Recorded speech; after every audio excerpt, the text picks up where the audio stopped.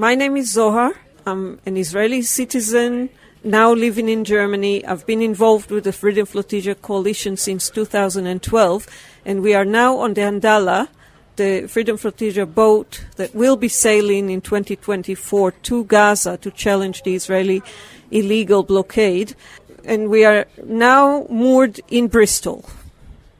Why did you get involved in this? How come you're now here in Bristol on this ship? Well, I was born on a kibbutz founded by Holocaust survivors, and we were told that the world was silent during the Second World War. And what I understand from this is that none of us should be silent as we watch the barbarity of, the Israeli occupation and the blockade on Gaza. We should all speak up against it. And when I did live in Israel, I did participate in a lot of anti-occupation protests. But I find that we need to put pressure on world governments. And I find that the non-violent direct action that these boats are doing, involving a lot of international activists and prominent people, as we sail towards Gaza, it highlights the complicity of the governments. Because if there was some real concern about human rights and about the freedom of the Palestinians, then governments would protest much more vigorously and put sanctions on Israel, make it accountable for its crimes. As we sail and we are being captured by the Israelis, taken against our will to an Israeli port and accused of entering Israel illegally, where all we want to do is reach Gaza. Last week there was an assault by the Israeli Defence Force in the West Bank and Jenin, and many people have looked at that wondering why it is that soldiers have to go into these civilian areas. Why can't it be police arresting people? Instead it's soldiers killing people. But the Israelis themselves say that these refugee camps, places like Jenin, have become what is called a nest of vipers, of terrorists. We can speak about Gaza, we can speak about Palestine in general. You cannot avoid addressing the issue of the Nakba. Yes, there are refugee camps. They've been established 75 years ago, and the people living there have every right under international law to resist the occupation, to resist the fact that their internationally recognized human rights of return to their villages occupied by Israel in 1948 is not being implemented. So they live in those camps, they suffer under Israeli occupation, and when they dare to resist, they are being called terrorists. I think this is really something that people should look at as a whole, as a context.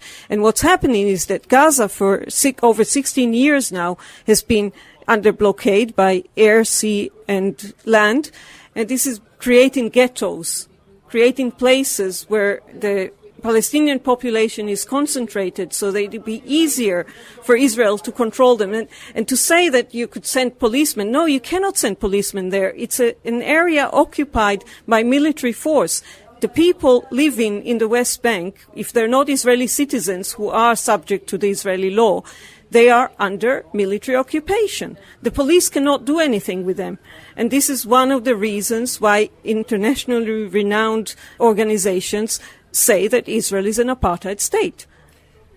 Since Christmas or the New Year 2023, there have been massive demonstrations also in major cities like Tel Aviv by Israeli citizens, but they're not protesting for the rights of the Palestinians. What's going on there? Okay, so the protests in Israel, they seem pretty big, and they are aimed at what they see as an attack on their democracy. But of course this is false, because there is no democracy in Israel. And there is a small fraction within those demonstrations, and I'm being told by my family in Israel that it's growing steadily, but perhaps not fast enough, that does make the very clear connection that we wouldn't be facing dictatorship if we were not occupying another people for more than half of the time that our state exists. So this looking the occupation in the eye fraction is trying to make this connection, and they try to take part in those demonstrations in order to bring the message to the rest of the Israeli public. It's not very easy. So we're on this ship here. What's the schedule for the next few months?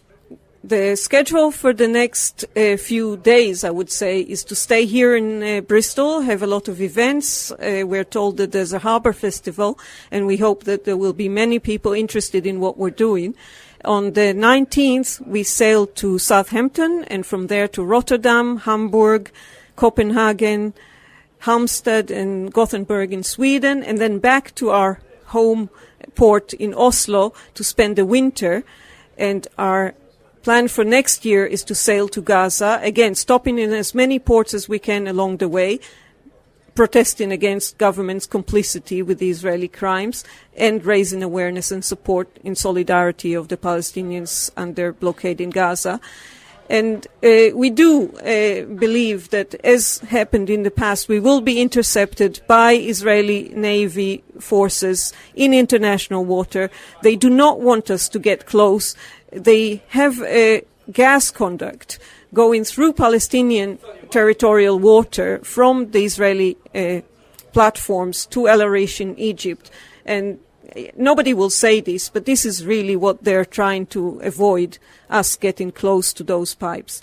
And, you know, we don't carry a lot of cargo with us. We don't think that what the people in Gaza ask of us is humanitarian aid. There are much better agencies to do this, and what they really need is their freedom. So we carry solidarity. We carry the boat itself. It's an old Norwegian fishing boat, and it could be used in Gaza by the fishermen there if we are allowed to pass. And basically we try to carry solidarity from people all over. And what's this you're saying about the gas? Is this a bit like the Nord Stream pipeline, that they're worried that you might sabotage their gas pipe under the sea? I think they just have a protocol, and they have actually, I think it's a private company that patrols around this. You know, they just go with their ships, and they would not let us come near it. This is, I think, one of the reasons they would not let fishermen from Gaza go out to fish. And they have all these, as you said, excuses about smuggling, but there was no evidence of any arms being smuggled by sea to Gaza. Some people have pointed out that the struggle between the Israeli state and the Palestinians is part of a much wider struggle between Iran and Israel, actually between China and America, because they're both on completely different sides in this conflict. Do you think that the dangers are real of a wider war if things really kick off in Israel spreading? I think Western Asia has always been a contested area. You know, there were ancient empires that conquered it. It's the passage between Africa, Asia, and Europe. It's very interesting. It has a lot of natural resources, and of course there are other people looking at it. It's also very, very volatile, and there are nuclear weapons in Israel, even though nobody will say this publicly. But yes, I think Israel is a threat to world peace. Well, they will say that the Jews have the right to their own country, won't they? I think Zionism at its best wanted to secure a safe haven for Jews, but what the Zionist state is doing is exactly the opposite. Some people also saying that there is this kind of racism actually that's growing, apartheid in that part of the world. Exactly, and I mentioned this before. There are international organizations that openly call Israel an apartheid state. There's definitely this Jewish supremacy kind of air about everything that happens in Israel now, and you can see it very, very clearly with, you know, people not wanting to rent apartments and people having difficulties in finding jobs, and the way that the Palestinian citizens of Israel are sort of being neglected by all of the governments throughout the history of the State of Israel, and right now suffering a lot under criminal organizations, all sorts of violence, internal violence, and it seems like the Israeli regime is not concerned that Palestinians have arms as long as they use them on one another. This is, yes, definitely a lot of racism, a lot of internal problems that stem from been an occupying force for so many years. Yeah, I suppose, I mean, Bishop Desmond Tutu, I remember saying that the Israeli apartheid was worse than South African apartheid because the Israelis don't want to enslave the Palestinians, they want to eliminate them, they want them completely gone. Yes, it is a settler colonialist project that aims to eliminate the native population. There are parallels with apartheid, but of course apartheid is different. It has its definition under international law, and Israel fits that definition, but it's worse in a lot of senses, and they don't enslave, but they use the Palestinian population as cheap workforce that can be used when they're needed, and then all the checkpoints can be closed if at will, and then people don't have any work because it's a captive economy. It's been de-developed for over 50 years. This is why we also support the call from Palestinian civil society for boycott, divestment and sanctions, because we believe this was fundamental in ending the apartheid regime in South Africa, and it could help if people actually listen around the world and not call this anti-Semitism, which it isn't.